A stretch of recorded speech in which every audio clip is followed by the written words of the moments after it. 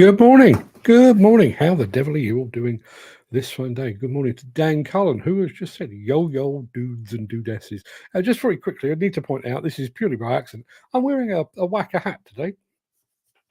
Also, there we are, wearing a whacker shirt. Completely accidental, coincidental, just the way it happened. They're not sponsoring the show, but Whacker, if you're watching and you would like to sponsor the show, hey, we're open to offers. Open to offers.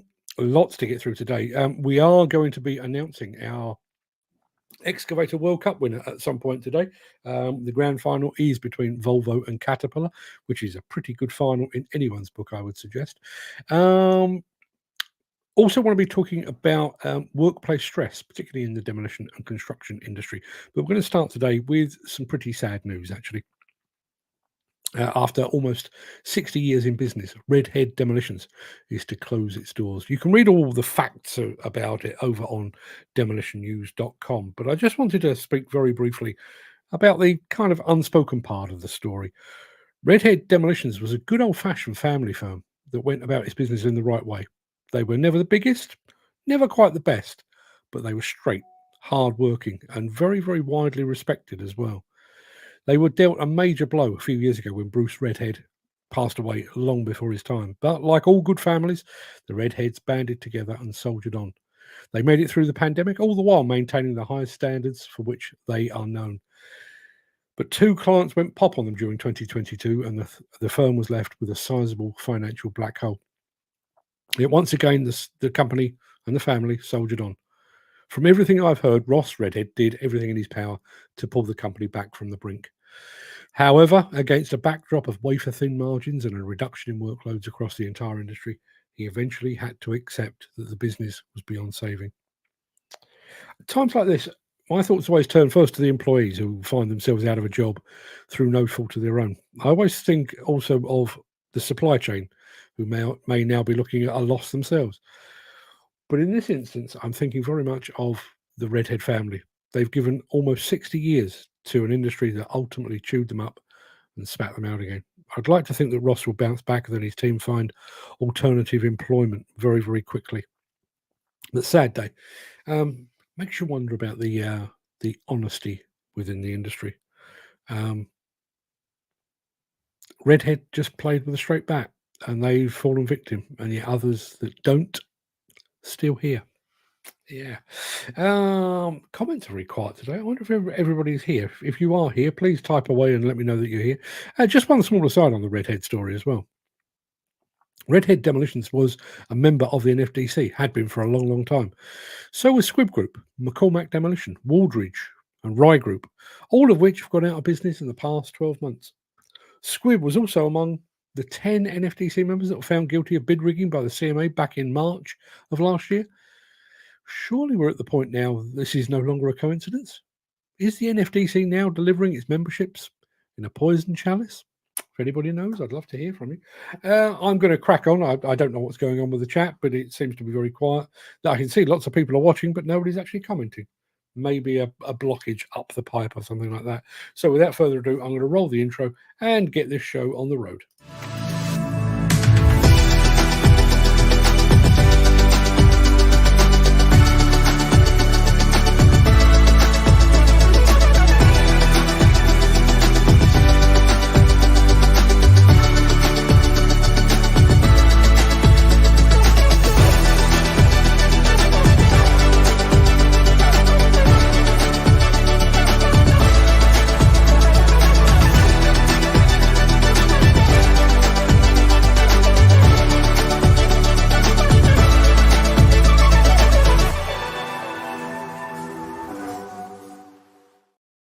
Well, I don't know what was going on in the chat because all of a sudden everybody arrived at once. I'm going to say good morning to Mark Whiting, to Gary Muirhead, to Ken Hatcher, to Chris Ford, who says, morning, soldiers of fortune. Not a lot of it about at the moment. No, not much of a fortune out there at all. Nigel Williams is with us as well. Good morning, one and all. Gary Muirhead, that's such sad news. Jim Turner's here. Dan says he was a fantastic guy to work with. Oh my God, unbelievable, sad. But he was an exceptional guy. Yeah. I spoke online, but I spoke to Ross yesterday, and just imagine, it's a company that he's family built up. Lost his dad and his uncle within a pretty short space of time. The baton passed to him, and here we are. Not good at all. And listen, from everything I've heard, through no fault of his own, just the nature of the demolition business is really brutal at times and very unforgiving. So I do hope that everyone at Redhead do well end up back where they need to be. I'm going to go over to Matthew Franzen, who is watching from Iowa. From Iowa. I've always wanted to go to Iowa, mainly after I saw the movie. What is the movie? Field of Dreams.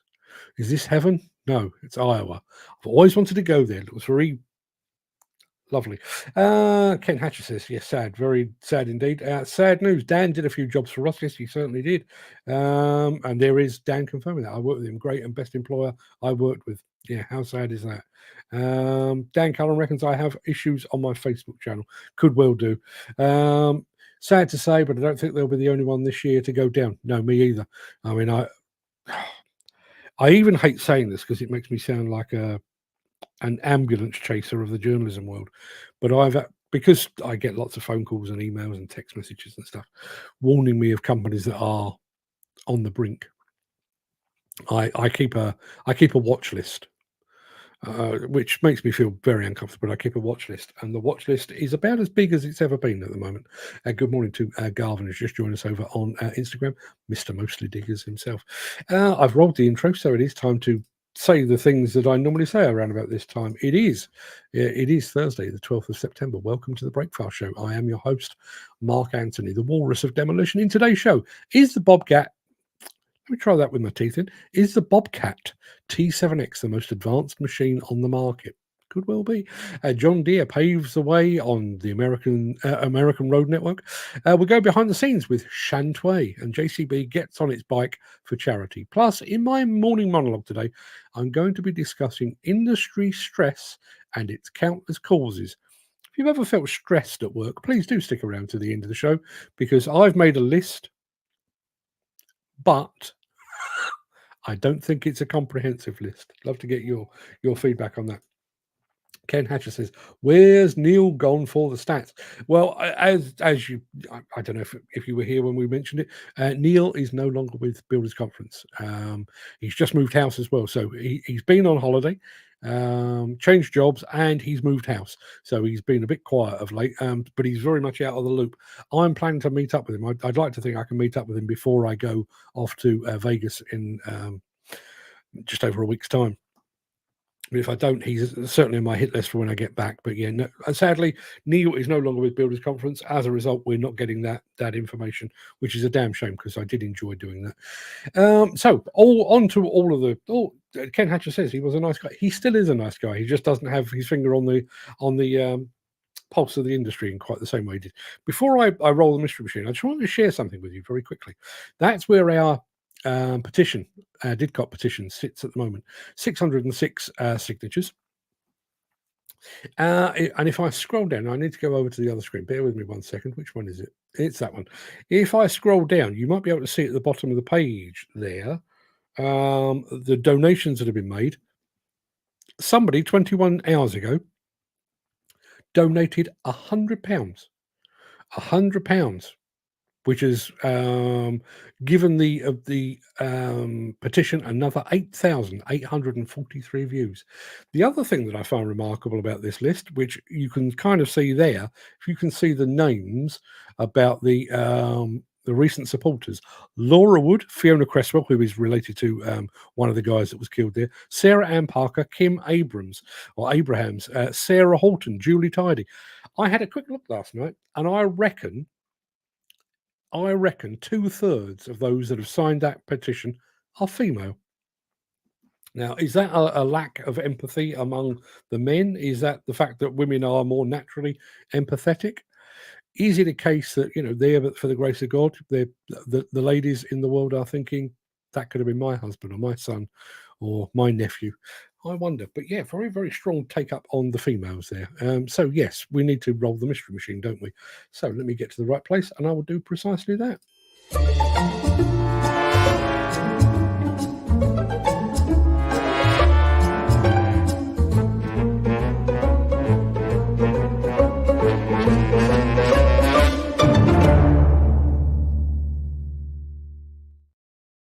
Yeah, we're going to get to the Excavator World Cup Grand Final in just a moment. But first of all, I want to show you this. There you are. Whatever it is, it's on wheels. Not that that narrows it down a great deal. I'm looking for, as always, make and model. I can tell you as it stands at the moment, Dan Cullen is 9 points this month, and he is in the lead, closely followed by me on 6. But yeah, let me have your guesses on that. Gary Muirhead says, stress is for the middle class. The rest of us have an early start to the day, too early a start to worry about it. Yeah, I wish that was the case. I wish that was the case. Dan Cullen reckons our mystery machine could be a Thwaites 6-tonner. And I can tell you, we've already had a couple of votes on our Excavator World Cup, and we've got one for each. Gary Muirhead is going for Volvo. Ken Hatcher is going for Caterpillar. So, with that being said, I'm going to take the mystery machine away for just a moment because it is time for this.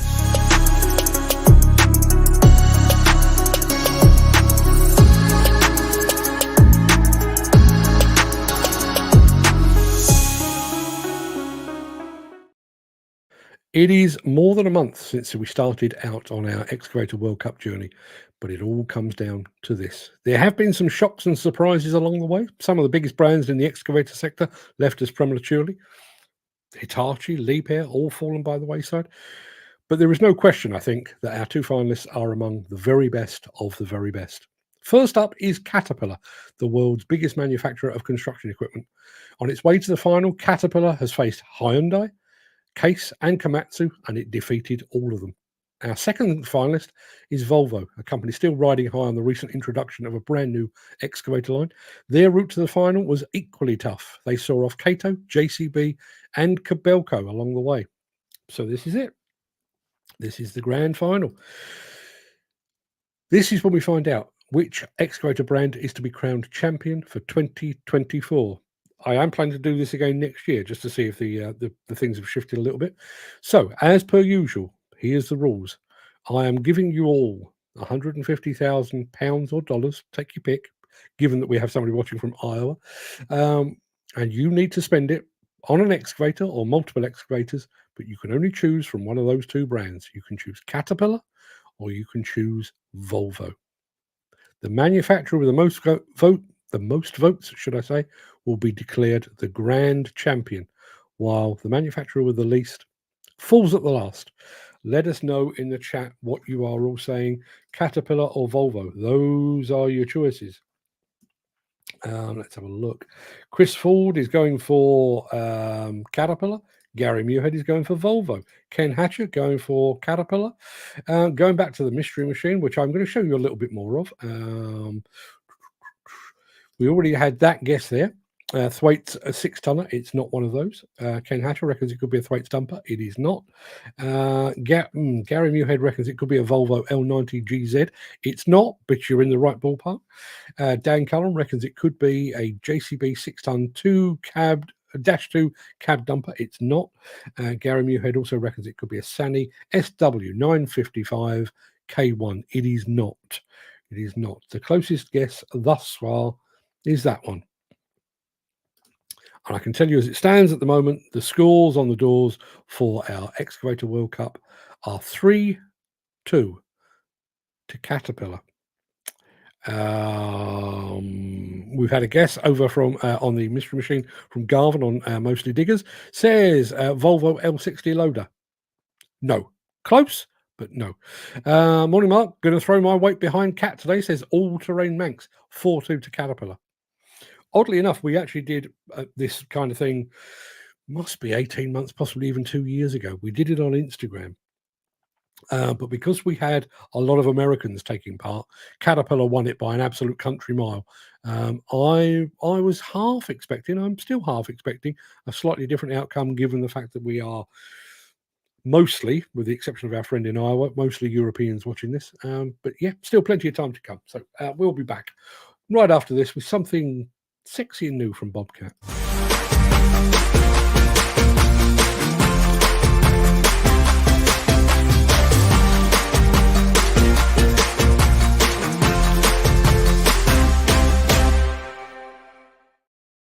want to say one thing very, very quickly. You will know it's only happened, I think, twice in the entire time we've been doing the Excavator World Cup.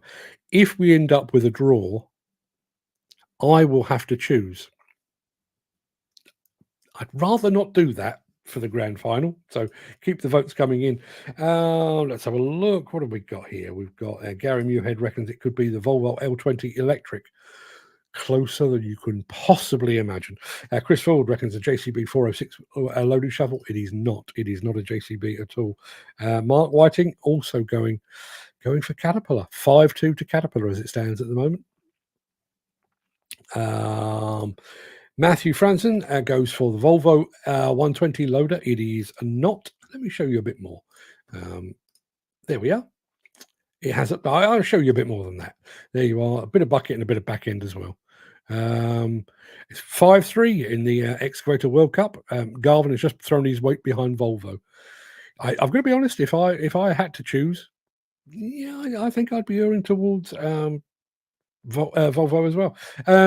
All bets are off on the mystery machine because Gary Muirhead has just got the right answer. I'm going to write down his initials and give him his 3 points on a bit of paper that I've got sat in front of me. He's absolutely right. It is indeed the Volvo L25 electric machine, and I can prove it by showing it to you. There you are. That's what it looks like. Sexy little machine, that is. I've had a spin in one of those. Recommend it. Recommend it very, very highly. It's a fantastic machine. And whisper quiet as well. Well done, Gary. Congratulations on that. Is that your first points on the board this month? Okay, yeah, looks like it. Your first points on the board. Well done, sir. I guess let me think, where am I going? I've got tomorrow, and then I've got all of next week. So we're going to have to declare the winner of our Mystery Machine League table for September on Friday next week. We'll have to cut it a week short. As it stands at the moment, Dan Cullen is streets ahead. Well, he's 3 points ahead of me. I don't want to win, so everybody keep those guesses coming in, and please don't forget, it is currently 5-3 in favour of Caterpillar on the Excavator World Cup Grand Final. So keep those votes coming in. The Bobcat T7X. It's a machine we've mentioned in the past and been very impressed with. The more I look at it, the more I wonder: is this actually the most advanced weeding machine, compact machine on the market? I think it could be. The Bobcat T7X all-electric compact track loader is one of the most technologically advanced pieces of equipment ever built. Its 8-inch touch display is no different. Scratch and water resistant, this glove-sensitive display provides vital machine information as well as full control over machine settings, so you can tailor it to your specific job application and preferences. Let's start by going through the icons in the upper left corner of the screen. A parking brake engaged icon will display when the parking brake is engaged and the machine cannot be driven. A seatbelt reminder icon provides a helpful reminder that buckling up is required. The seat bar icon will display whenever the seat bar is up. A lift and tilt lockout icon reminds you if the lift and tilt functions cannot be operated. The rabbit icon will display when the 2-speed high range is selected. Finally, a general warning icon will display if there is a malfunction with one or more machine functions. Over on the right, you'll see the state of charge, or SOC indicator. This portion of the touchscreen displays a percentage of available battery charge. The state of charge, or SOC gauge in the center of the screen provides you with a visual indicator of available battery power. In the very right corner of the screen, you'll see the hour meter with the number of power on hours displayed. This will remain visible on most screens as you drill down into the display. In the main display area on the left, the peak power gauge shows you the selected power level. The power level can be adjusted within the touchscreen by selecting one of 3 modes. In the center of the gauge, you'll also see a uniquely colored icon that lets you know which power level is selected. The graph along the edge of the peak power gauge shows you the active amount of current that is being used. On the right side of the screen, the battery temperature gauge shows the current battery temperature. At the bottom, you can quickly see whether speed management is engaged with the snail icon. Work group calibration will help if you notice a slow lift and tilt response. This icon lets you know if work group calibration is needed. This can be necessary if you're using the lift arm bypass control, a backup that allows you to lower the lift arms if they can't be lowered during normal operation. The 8-inch touchscreen display on the T7X empowers you to accomplish more with your all-electric loader. For more information, see your operation and safety manual or visit bobcat.com. Dan Cullen says, great display on that. Yeah, is that the closest we've got to Tesla type of interactivity? I think it could well be. Question from Gary Muirhead. Was it Bobcat that had the remote controller that connected to your iPhone? It was. It's called the Max Control. Don't know if it's commercially available as yet, but it's certainly something they developed. I can't remember the name of the company they developed it with. Was it Razer or something like that? One of the gaming companies. But yeah, that is a real thing. Well remembered, Gary. Well remembered indeed. And Chris Ford, I'm going to be honest. Before I say the word, I'm going to tell you this is one of my least favorite words in the entire world. Notice it was SOC, so state of charge, and not state of discharge. I hate the word discharge. Like moist or gusset. Maybe it's just me. Matthew Franzen, depends on the dealer support and how far the dealer is. It does, but Bobcat is pretty well looked after, I would say, particularly in your part of the world. Well, I say your part of the world in the States. I don't know what Bobcat are like in Iowa. Really want to go to Iowa. And I'm going to build it to see if they do indeed come. If you know, you know. I'm going to take that away because it is time to move on. We're going to be, funnily enough, we're heading back to the States in just a moment to talk about John Deere and their capabilities on the road. If you are enjoying this episode, please consider supporting the show. You can leave us a tip at buymeacoffee.com/demolition news. What have we got here? Dan Cullen says, I'm doing my CPCS update tomorrow and then going D90 and ADT telehandler and tractor cars over the winter. That's a good way to spend your winter. I'm a huge fan of ongoing learning. How I spend most of my evenings, and sometimes it's a tiny little thing that I've learned. Work related or not work related, but I am a huge fan on that. That's one of the reasons I read as much as I do, but I'm forever looking for new stuff, learning new stuff. So hats off to you, Dan. Good for you, my friend. Yes, I've mentioned John Deere and their capabilities on the road network in America. Take a look.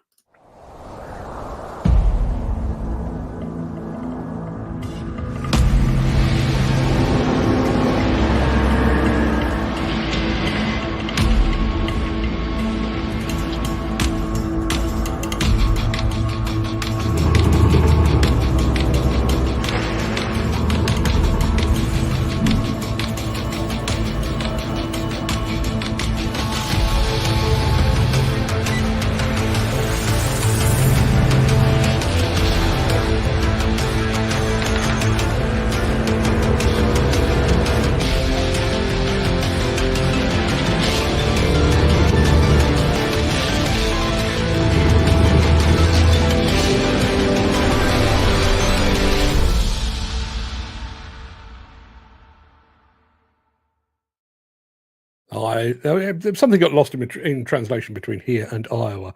I'm going to go back to Matthew Franson. I was talking about Bobcat. He was talking about something completely different. He was saying, bearing in mind our Excavator World Cup, which currently looks like this, he said it depends on the location or how close the local dealer is. There you are. That's what he originally said. Depends on the dealer support, how far the dealer is. And he then reiterates, I meant for the Excavator Cat versus Volvo. How are you fixed for dealers in Iowa? I always think of Iowa as being quite remote, quite big, lots of space. How are you off? I also see it as quite agricultural, and this is based entirely on my viewing of Field of Dreams. I could be completely wrong, but I see it as quite agricultural. Are you well set for John Deere dealers and Class dealers and stuff like that? What is your local dealership like? Caterpillar, Volvo wise, love to know. And maybe doing SSSTS and Thames Water, EUSR, etc. National Grid, lots of jobs. The jobs kick off in autumn. Fantastic stuff. Dan Cullen also says, love those Deeres.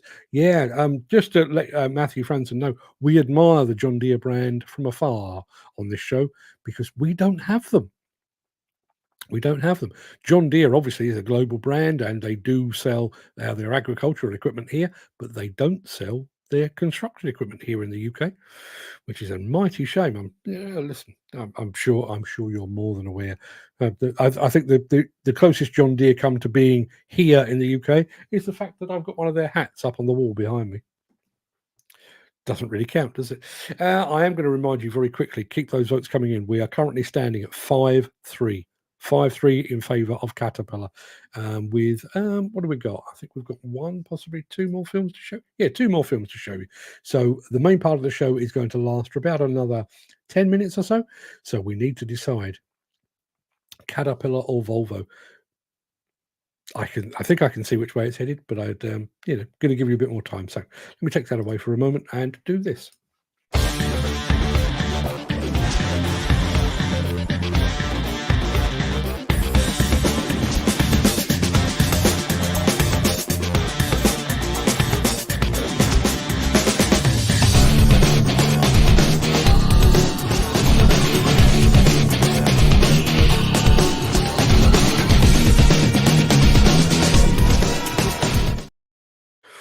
Yeah, I'm going to play you a film now from those fine folks over in China, from Shantwei.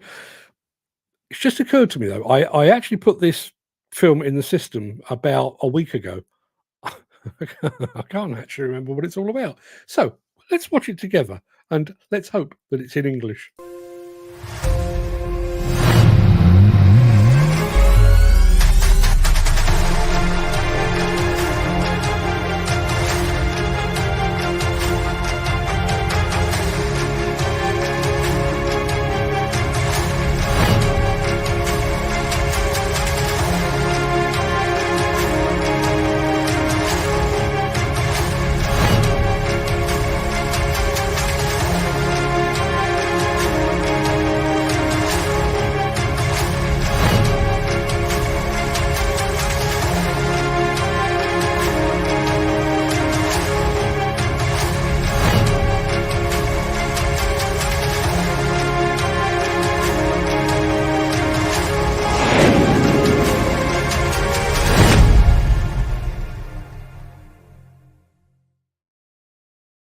Mostly in English.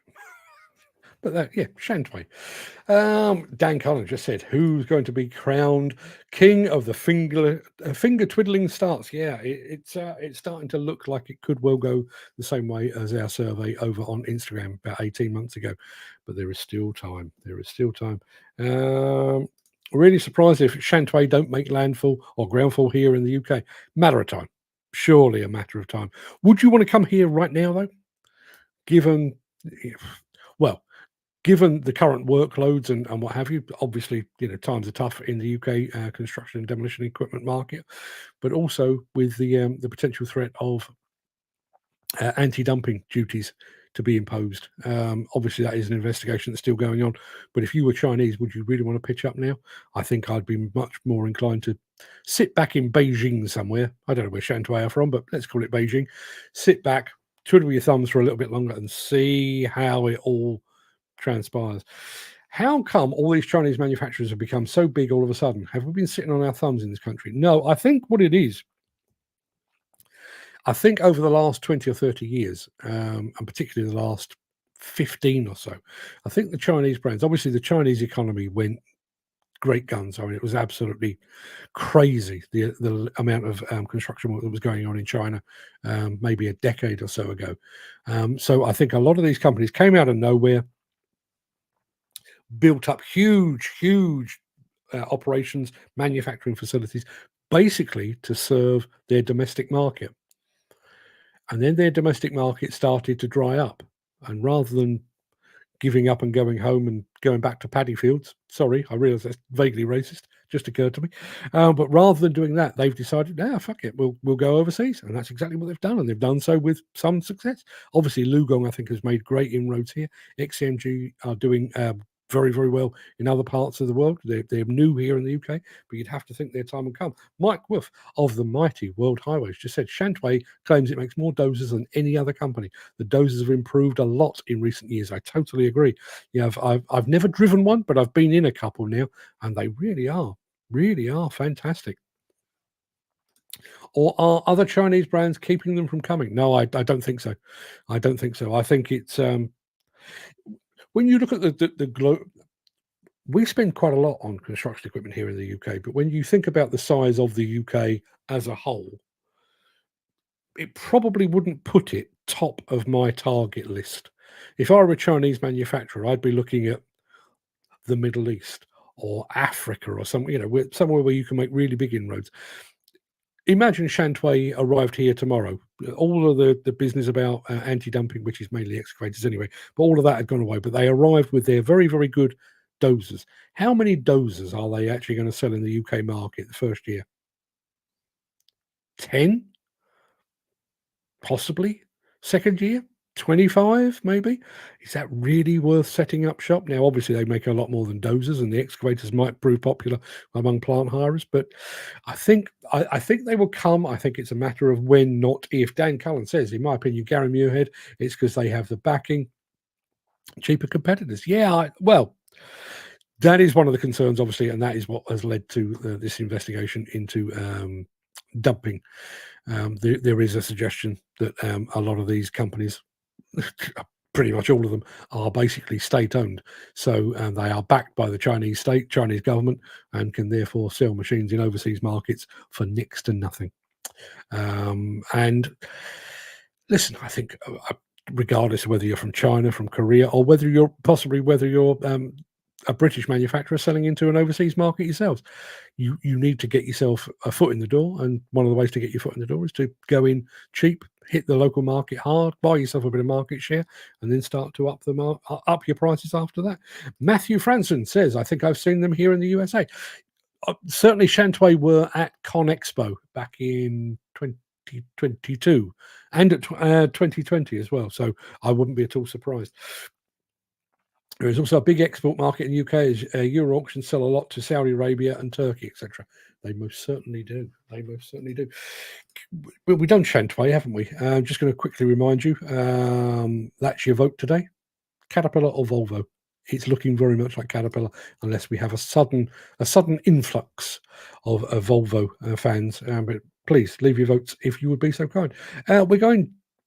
We're getting on our bike in a moment. Back after this. Since the finance bill came into effect in April, the construction industry has seen a surge of fuel thefts. The rising cost of living has placed an additional risk of theft by employees and contractors, as well as opportunistic thieves. By using diesel dye and placing warnings of its use, you are sending a clear message that this is your fuel.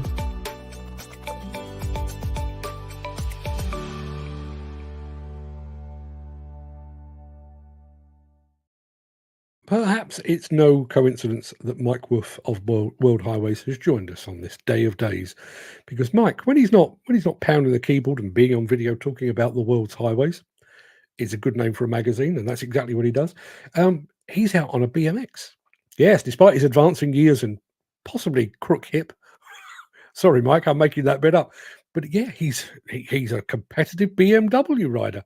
So thinking about all things bicycle related, this.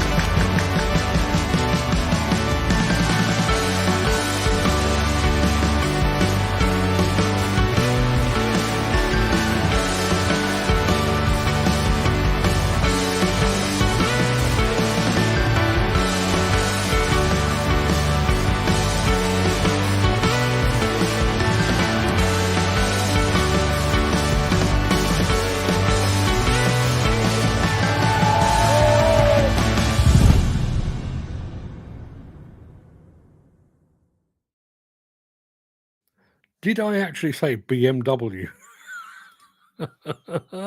Dan Cullen says, you mean BMX, not BMW. Did I say BMW?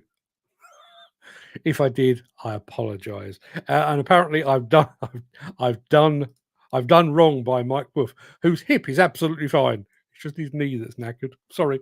I don't have a road bike at the moment, or only one in bits. I've got 2 BMXs and 2 MTBs though. As a collector, I'm looking at getting back on our saddle, looking at a 4K carbon road bike at the moment. Mick Norton has just joined us. I've no idea what a carbon road bike looks like. I'm imagining I'm familiar with carbon because they make fishing rods out of carbon. Very strong, very lightweight. Yeah. Dan says I used to ride in excess of 400 miles a week. I wonder how many Mike Wolf does. I know he spends most of his time on his motorbike, but yeah, I wonder. But here's a very good point, and this kind of illustrates a possible double standard within the UK construction equipment industry. Where do UK manufacturers source their parts from? I rest my case. Other diggers are available.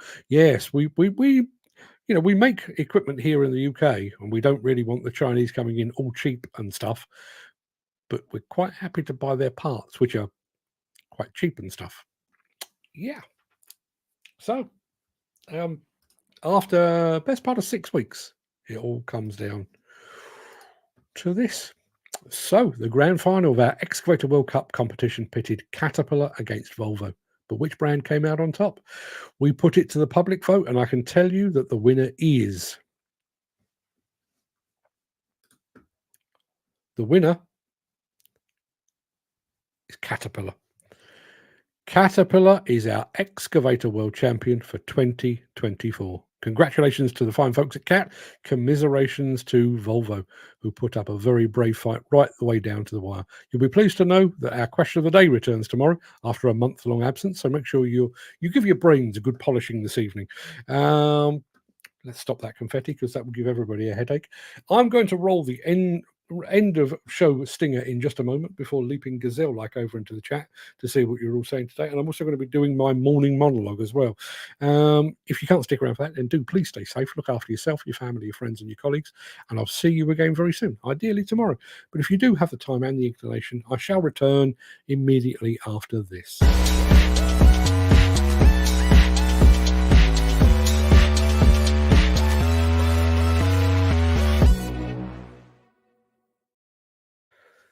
Just after I came off air yesterday, I received an email from the Health and Safety Executive. No, it wasn't a message taking me to task over my outspoken views on their investigation into the Didcot disaster. No, it was a press release to announce that the HSE is funding a new research project to collect information on work-related stress. The findings will apparently be used to inform policy decisions and create practical guidance for employers. The press release says, we are reaching out to employers, clinicians, occupational health wellbeing leads, advisory agencies, support charities, professional bodies, unions, and academics, and invite you to share your recommended practices, guidance resources, and trusted literature in the field of work-related stress. Now, you may have noted that they're not seeking any feedback from the people actually suffering from the stress, the people that are taking their own lives in droves. No. They want to hear from employers and academics, the people that are either responsible for a great deal of the stress or that are one step removed from it. So in the absence of any feedback from the great stressed out masses of the demolition and construction industry, I thought I might offer the HSE just a few pointers. So, why are demolition construction workers so stressed? Well, to begin with, everything in this industry is done against the clock. From the very moment someone is given the go-ahead to start work on a demolition or construction project, there is a constant and repeated demand to get the job finished. Clients and main contractors were told from the outset that the job would take about 4 weeks or 4 months, but they want it done in 4 hours, or better still, 4 minutes. Which leads us to our second cause of worker stress. This need to get the job done is not communicated, it's yelled, shouted, and bellowed. And it's generally accompanied by some very choice language as well. All of that percolates down through the supply chain. So what starts as a gentle reminder at the top of the industry food chain has become a protracted session of effing and jeffing at individual workers at the bottom. and there's no escape. When you're constantly working against the clock, there is no ability to finish your working day on time, lest you be labelled a lightweight or a liability. So you continue working, often beyond the point of exhaustion. And even then, the pressure has no relief valve. Rather than going home to wife, children, and support network, many workers are away from home. They then find themselves in digs or a dingy caravan with only their stressed thoughts for company. They worry about their family, about money, about whether they'll still have a about whether they will still have a job next month or next week. When they get back to site, they are given their daily instructions and tasks to complete, which is probably enough for anyone to worry about.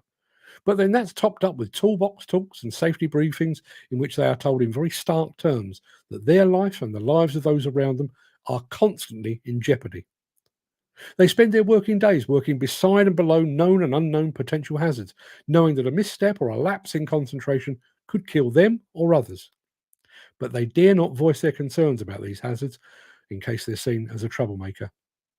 Which is why they keep quiet when they spot colleagues clearly under the influence of booze, drugs, or potentially both. All the while, that clock keeps ticking and the deadline for completion draws inexorably closer. And as it does so, the pressure from above increases and increases. For some, the stress is so bad that they too seek refuge in a bottle or in drugs. Meanwhile, others crack entirely and become just another number on the industry's suicide charts. Workplace stress is unquestionably a big issue on demolition. Let me do that again. Workplace stress is unquestionably a big issue in demolition and construction circles. The rate of suicide within the two sectors speaks volumes. So I do believe that the HSE is right to study the subject further, but I do question if they're asking the right people. Are employers going to give an honest answer as to why their workers are constantly under the cosh? And smart as they are academics really in tune with the day-to-day pressures of working in the construction industry? Ultimately, to me at least, this seems like trying to understand the emotional impact upon victims of knife crime by asking the bloke holding the blade. There you are. There's my thoughts. Dan Cullen says, and working with ignorant foremen is a factor as well. Yeah. Funny enough, this is one that comes up a lot. You being told what to do by people that potentially don't know as much as you do, either through age or whatever it might be. Let's have a look. Was it offside or an own goal? Lord Bamford wants a recount. Yeah, good call. Good call. But yeah, I'm just going back to that. I'll come back to the stress matter in a moment. We don't want Chinese machines here being cheap and undercutting the market, but we're quite happy to take their parts that are cheap. Why else would we be buying our parts from China? Because they're cheaper. So yeah, it's a knife that cuts both ways. Just on the subject of stress, and oddly enough, I'd written that before I actually reported the news about Redhead Demolition. But imagine the stress that somebody like Ross Redhead has been under over the past couple of years. Obviously, lost his father and lost his uncle in very quick succession. The baton was passed to him, to keep what was then probably about a 55-year-old company going, just pre-COVID. So obviously slipped into the pandemic when obviously work was hard to come by, and all the grief that went with that, and having to adjust our entire working practices to make sure that people weren't traveling to work together and social distancing and everything else. You make it through all of that, you come out 2022, you have two of your clients go pop, leave you holding the can financially. And not only is Ross trying to keep a roof over his head and a roof over the family head, he is indirectly responsible for employees and their supply chain. I don't, the companies that go to the wall, I realize there's often an outpouring of, yeah, see, look, he's living the lifestyle. Look at him with his Bentley and his huge racked up debt. But if you, as somebody that's been there, I had a company fold on me. I mean, it was small beer, and we didn't know anyone had been at the end of it. But I can assure you that you don't sleep. You're constantly worrying about, could I get a knock on the door for somebody trying to, repossess the car or whatever it might be. I mean, cars bought and paid for, but you get the idea. And then to have the added pressure of having inherited your father's company and seeing the wolves gathering at the door, I would imagine Ross Redhead has been stressed beyond belief. If anything, and I'm sure he probably won't see it like this now, but I would imagine there will be a degree of relief when all of this is over and done with, and he can go back to just living his life rather than just trying to keep the thing afloat. Yeah, absolutely. One thing is Ross never showed off what he got. Really down to earth guy. Yeah, and some are. I mean, I don't actually have any problem with, if you run a construction company, a plant hire company, or a demolition firm, you are, potentially you've come up with the idea, you've potentially sort of mortgaged your house to make it possible. And if you end up with the trappings, you end up with a nice house and a nice car, yeah, fair play. Fair play. It only becomes an issue, excuse me. It only seems to become an issue when things start to go awry. And yes, you could sell the Bentley and put that back into the coffers, but is that really going to make a big enough difference? Probably not. But yeah, I don't know quite how that comes to be. I know some very, very successful people in the demolition industry. There's quite a few good Range Rovers kicking around the industry. But if you're working on and off site all the time and, you've got to travel around the country, you'd probably want to do so in a bit of comfort. You want something that can off-road a bit. Range Rover makes perfect sense. I can absolutely see that. Explaining away, a Ferrari or a Bentley, less so, maybe. But I can certainly see the practicality. But as I say, it only becomes an issue when things go awry and you start the analysis. Oh, maybe if he didn't live in that house, maybe if he hadn't bought that car, things would be different. Would they really? Gary Muirhead says one of the best companies I worked for was SSE. They really looked after the health and well-being of their employees.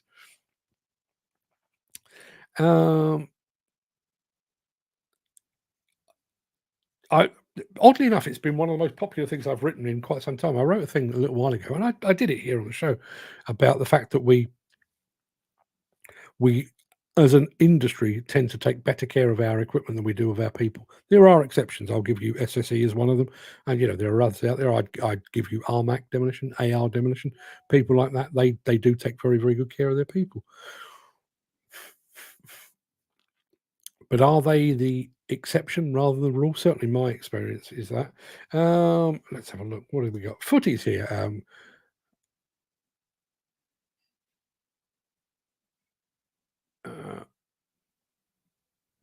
I got a tap at the window, 10 o'clock, saying, I'm sorry, mate, you're going to have to leave site because we've got one of our drivers coming free. Which means, where are we today? It's Thursday, isn't it? Yeah, Thursday. So you get a tap on the window at 10 o'clock on a Thursday, unless by some miracle you manage to find yourself alternative employment tomorrow. You've then got the weekend to worry about it and to stress about it, and then you've got potentially losing the rest of the working week. Are you going to get a job on a Monday to start on the Tuesday? Probably not. And so it goes on. Matthew Franzen says, over here we are short on labour and skilled operators. It is exactly the same here, my friend. Exactly the same here. You wouldn't know this because you're a newcomer, but I can tell you, I've been doing this job, reporting on demolition and construction, for 35 years. Never once in that 35 years have we beaten our skill shortage. I've reported on it for 35 years, soon to be 36 years, year upon year upon year. Skill shortage, gaps in the market and so on. It never, ever goes away. Jim says, I do think that people would get stressed no matter what job they did, unless they did a monotonous job that never changed from day to day. But jobs are managed less efficiently nowadays, which doesn't help people that get stressed. I agree with that. And I also think there is a degree of, there is a greater awareness I mean, let's be absolutely honest. Stress is a form of it's a mental health issue. You know, if you are stressed, it's a form of mental health issue, and I think we are a little more keyed into that at the moment.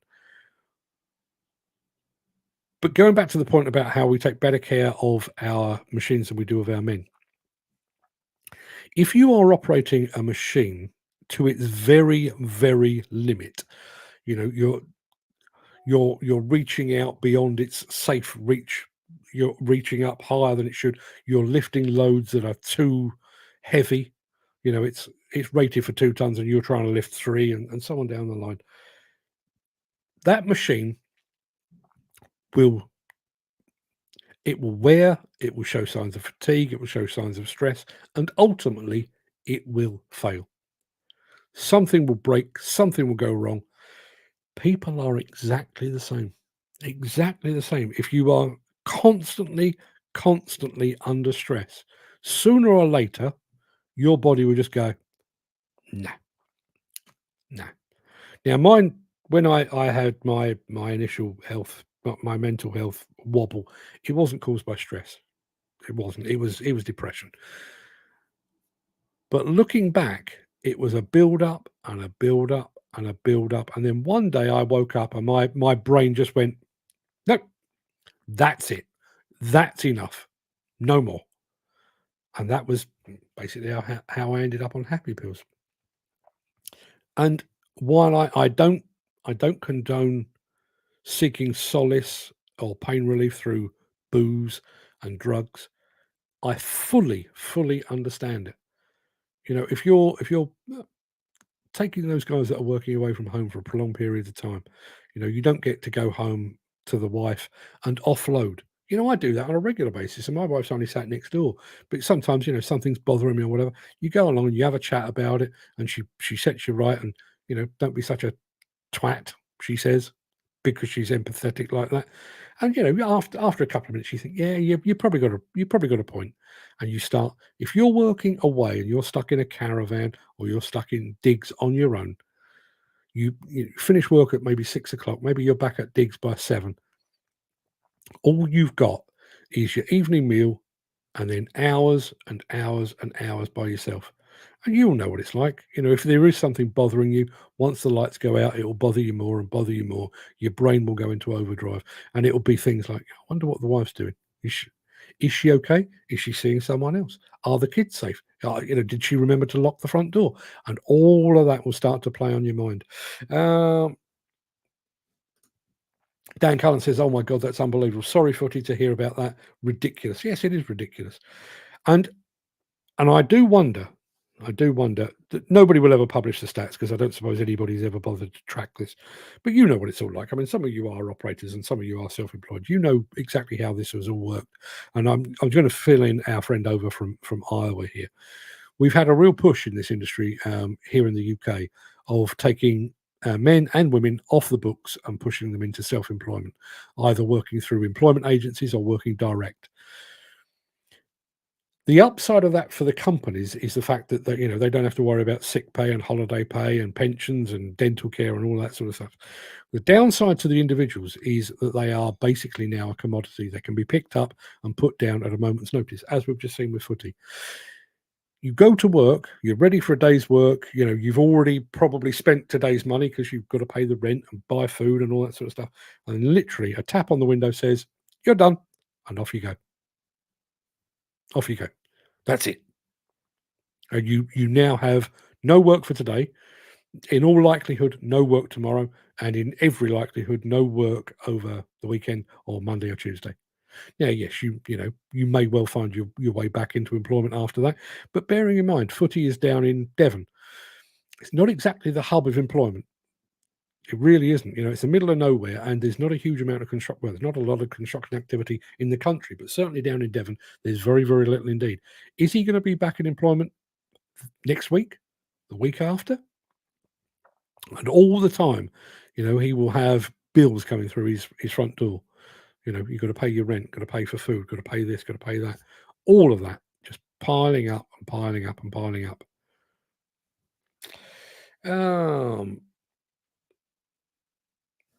Chris Ford says most cars or vans are just a monthly payment along with a lot of plant. Yeah, there is a lot.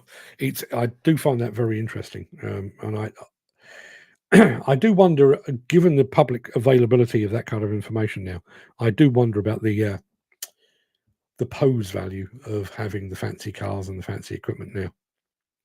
Because the number of companies that when they go pop, you have a look through their creditors list, and it's almost entirely finance companies and the Inland Revenue. So they owe the taxman and they owe finance companies. So, we've got, look at us. Look at us. We've got this fancy new digger. Look at it. Look at it gleaming in the sunshine. They haven't paid for it. It's on finance. You turn up for your NFDC meeting in your gleaming new Bentley. They ain't paid for it. It's on finance.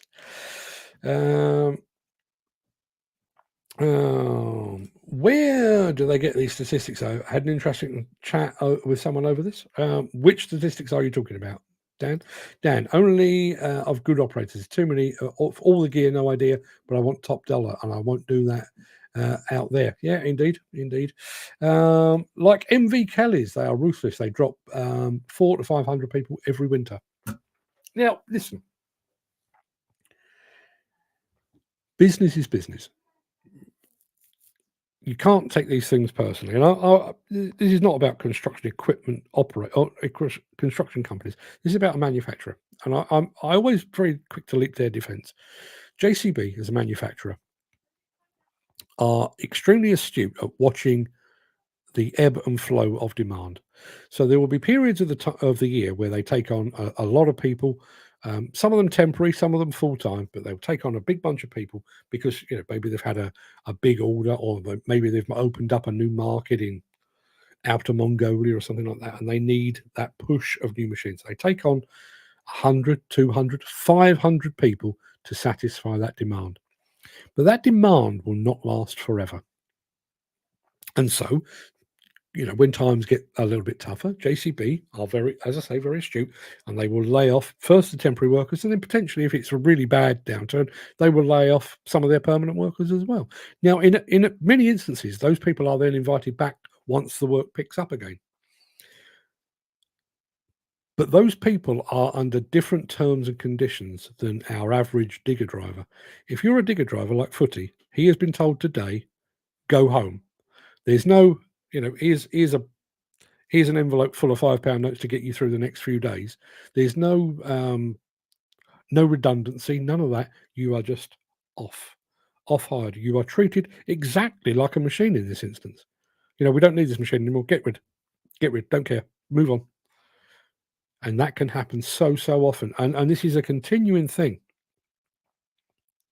I mean, I don't know how many of you guys are currently self-employed or working through agencies. My guess is quite a few. But in years to come, it will be probably the lion's share of the workforce.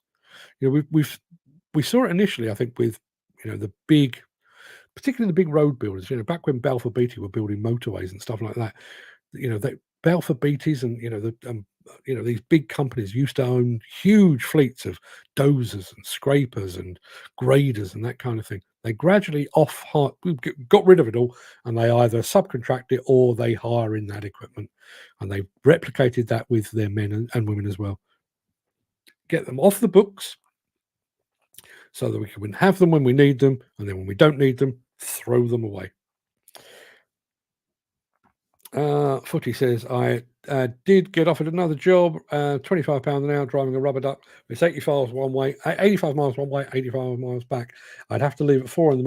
I wouldn't get back till 9 o'clock at night. It's too far. Yeah. And again, that is, it's one of those issues, and it's one that we've discussed in the past, I think, is if it's kind of a vicious circle to a degree. If work and therefore money is hard to come by, you need to locate yourself somewhere cheaper, somewhere that is cheaper to live. So Devon is, certainly cheaper than Surrey. It is cheaper to live in Devon than it is to live in London or Surrey or Manchester or Birmingham. The problem with that is you relocate to Devon and there's no work. There's no work. And as I say, it's a vicious circle. Just want to very quickly check a thing. Bear with me a second.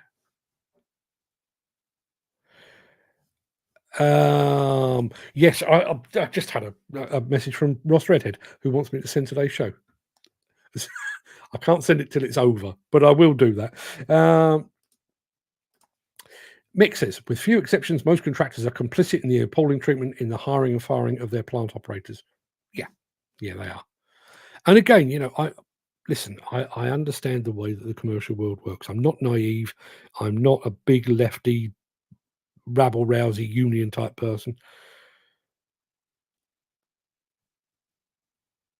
But to treat people like a commodity is grossly unfair, particularly given the nature of the work that they are expected to do. I've already mentioned the fact that, you're working in an industry that is filled with risk and hazards. You should be well remunerated for that, and you should be taken care of, not just dropped at a moment's notice. Even the employment agencies themselves, could they not insist upon a week or 2 weeks notice? Not if you turn up, we need somebody to drive a digger for an afternoon. Okay, well, that's an exception. But if you're on a job where you're expecting 2, 3, 4 weeks work and they drop you on your first day, you should have some sort of comeback on that. And I heard this, I mentioned this a little while ago, and I've heard this a couple of times since. And Footy and Dan and people like that, I'd love to get your feedback on this. One of the things that I'm hearing that agencies are doing is they are going out to the market and saying, we've got 4 weeks or 6 weeks or 8 weeks work here. Roll up, get your relatively long-term work here. We've got 8 weeks of paid work, and you'll be on this machine, and you'll be doing this and everything else. And you sign up. It turns out when you actually get there, you've got less than a week. Oh, no, I don't know where you got 8 weeks from. We've only got 4 days. Because obviously 4 days of work is less appealing than 8 weeks of work. I think what the employers are doing is unscrupulous, but I think the way that the agencies are working with the knowledge often of the employers, I think that is equally questionable as well. Matthew Franson said, but you have to give 2-week notice when you quit. Yeah, it's a sword that doesn't cut both ways, is the absolute truth of that. You're absolutely right.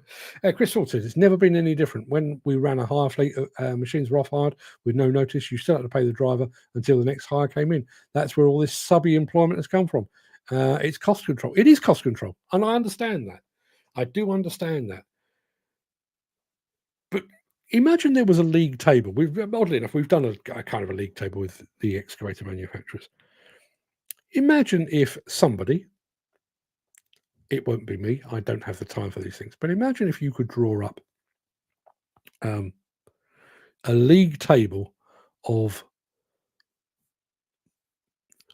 unscrupulous employers and unscrupulous agencies, so that you could actually draw a pattern of those that say we're going to employ you for 2 months and employ you for an afternoon, those that let you go with a moment's notice, and those that tell you you're going to be working on this location, but in actual fact you're going to be working on that location, which is highly inconvenient and very costly to get to.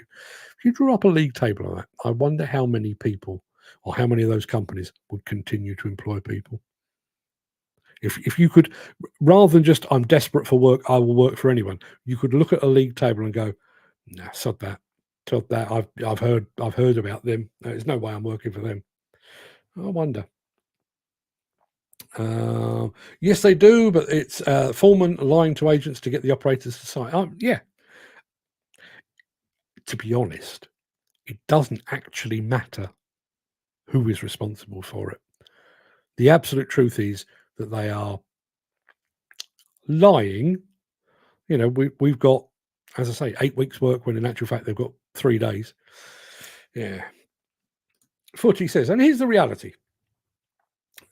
Here's the absolute reality. And I realise I bitch and moan on a daily basis. If I don't get work soon, I'm down to £200. Now I'll be living in my car. And then I won't be able to get to work because I have no money for petrol. It's easy to get a job if it is to find anyone, find anywhere to live these days. That's more stressful. Just to be clear here, here is a guy, experienced, been around the industry for 30, 40 years, experienced, does what he does exactly what he's supposed to do, who is now, as a result of being dropped at a moment's notice, he's now looking at the very real possibility of living in his car. Health and safety executive, just going back to them, if you're watching this, that is why construction and demolition workers are stressed. Because there's a guy who has turned up for work on time, he's going about his business safely, productively, doing everything that he should, and he is now potentially going to be living in his car. That's why they're stressed. Chris says, too many chances out there. I was on one job, they went through 40 or more operators before they found suitable men. Now, they may have been unlucky. They may have been unlucky in that the 40 that they got were all absolutely terrible. But each of those 40 or more had turned up for work, banking on that job and that income, only to be told, nope, off you go. Dan says, I know this, it's happened to me. I took the company boss to account, didn't accept his excuses, so he backed down to a red-faced mad Irishman, said he lied to get me there. Yeah, I'm sure that is the case. But nothing scarier than a red-faced Irishman. True. Our friend Wolfie is back. Haven't seen him for a while. Good morning to you, my friend. Hope you're all fit and well. There are agencies out there that have even commandeered the decision-making process on individual machine operator competence because their potential employer can't be asked. It's an out-and-out disgrace. It is. You are correct, Mick. I agree with everything you just said. If that's the case, then you treat those agencies with the same ignorance when a better job comes along. To keep doing the same thing, being treated like one of those time and again is asking to be mistreated. I know you take a very black and white view on this, Jim, and I think it's admirable, and I love you for it. I do like your very direct approach. But look at our man Footy here. He's in a part of the country where work is pretty scarce. He's down to his last 200 quid, and he is potentially going to be living in his car. I think even if the agency or the employer was raising red flags all over the place,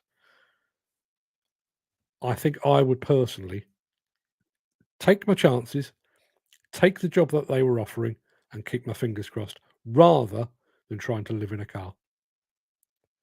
And I think the employers and the agencies are aware of this.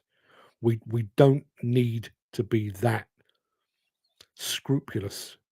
We don't need to be that good, because ultimately there are always people out there that we can call upon, mistreat them, and they will still come back for more. And I think it's made worse. I think it's made worse when times are hard. You don't tend to have these sort of problems when there's lots of work. All of a sudden, when there's lots of work and not so many people to do it, the agencies and the employers can't do enough for you. Oh, come along with open days. Have a cup of tea. Wow, can't wait to get you through the door. When times start to get hard, they will fuck you off at a moment's notice. And Footy just clarifies that's living in a car with two little dogs. And then say, sorry, got to go to work a week in hand before you get any money. Yeah. You're down to your last 200 quid. You're potentially living in a car with your two little dogs. Somebody offers you some work, but you've got to get there and back 5 days, possibly 6, before they give you any money. Yeah. Makes you proud, doesn't it? HSE. Listen, I know you watch this intently. At least some of you do. Watch this back. You want to understand stress in this business? Watch this back. Play it for your superiors. Don't worry about academics and well-being experts. Play it back.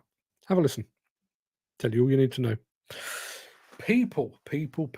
That's enough of this old stuff and nonsense. I'm going to be back tomorrow because the countdown is on. Tomorrow is Friday, obviously.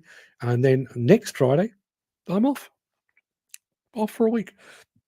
Dan Cullen says, Footy, give me a shout later and I'll see if I can be of assistance to you. Dan Cullen, I raise my tip for to you. Well done, that man. Dan Cullen says, have a wonderful day. And Jim Turner says, yes, take the job if that's all there is.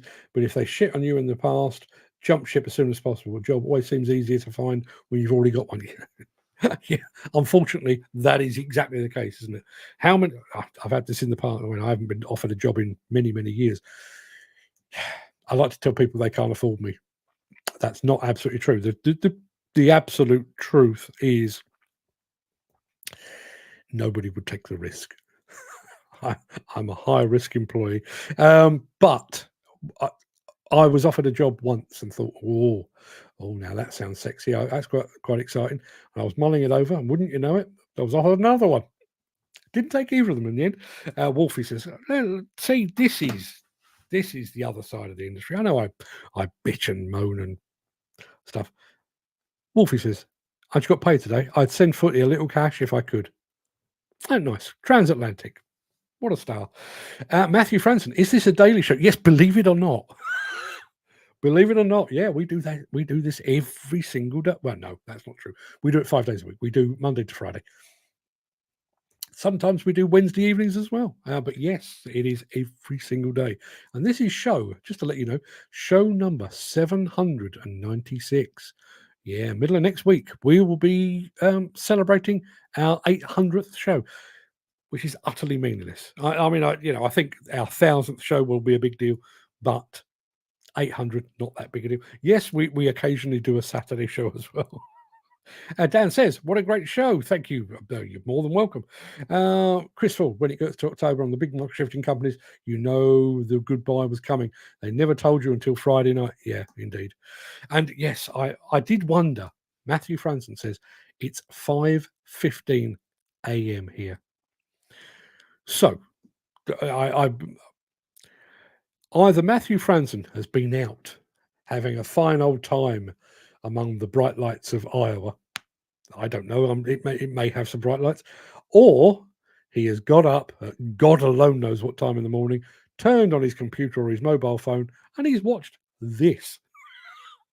Either way, Matthew, you're very welcome. Thank you for being here. I don't know what you're thinking of, but your presence is very, very welcome indeed. Do me a favor, would you? Give my regards to Iowa. Hope to see you again very soon. But until then, everybody, go and have a good day. Try not to get too stressed. I realize it's not a choice. It's a lifestyle. I didn't choose stress. Stress chose me, as they say. But try not to get too stressed. And I'll be back tomorrow with some more stress relief in the shape of the Breakfast Show. Till then, have a good day. All the best.